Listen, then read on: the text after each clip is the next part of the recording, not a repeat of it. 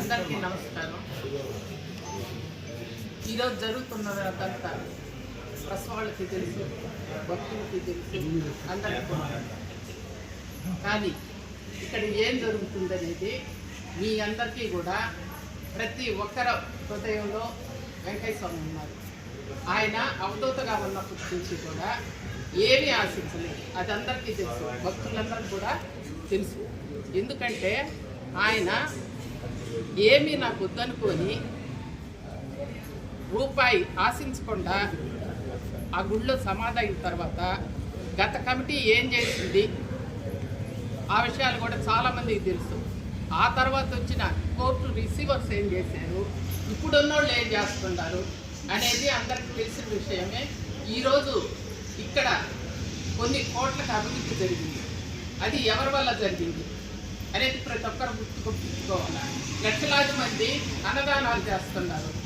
ఆరాధనలు అయితే గుంటూరు వాళ్ళు అయితేమి, విజయవాడ వాళ్ళు అయితేమి, నెల్లూరు వాళ్ళు అయితేమి ప్రతి ఒక్కరు వచ్చి స్వామివారికి మా సేవ ఏదో కొట్టి ఉండాలని చెప్పి అన్నదానాలు చేయడం జరుగుతుంది. ఎవరికి వారసత్వం అనేది ఉండుంటే మన వెంకయ్య స్వామి చెప్తాడు కదా, లేదా రాసుంటాడు ఆయన. కానీ అలాంటి దేన్ని జరగలేదు. ప్రతి ఒక్కరూ భక్తులే, స్వామికి సంబంధించిన వాళ్ళే అందరూ. అటువంటి పరిస్థితుల్లో ఇది మాది, మాకు హక్కు ఉంది అనే దానికి ఎవ్వరికీ లేదు. ఎవరైతే సేవ చేసుకుంటారో, ఎవరైతే ఇక్కడ మంచి చెడ్డలని చూసుకుంటూ ఉంటారో వాళ్ళకే ఆ స్వామి ఇస్తాడు. అందరికీ రాదు రమ్మన్నా కూడా. ఇది ప్రతి ఒక్కరు గుర్తుపెట్టుకోవాలా. ఎవరన్నా తప్పు చేసింది మేము పొరపాటున మాట్లాడేమని స్వామికి చెప్పి వాళ్ళు చెప్పలేసుకొని ఇక మీదట ఇలాంటివి ఇక్కడ జరగకూడదని ప్రజలందరూ కూడా ఆశిస్తున్నారు. ఎందుకంటే చిన్న జరిగితే పెద్దదిగా చూపించే రోజులకి.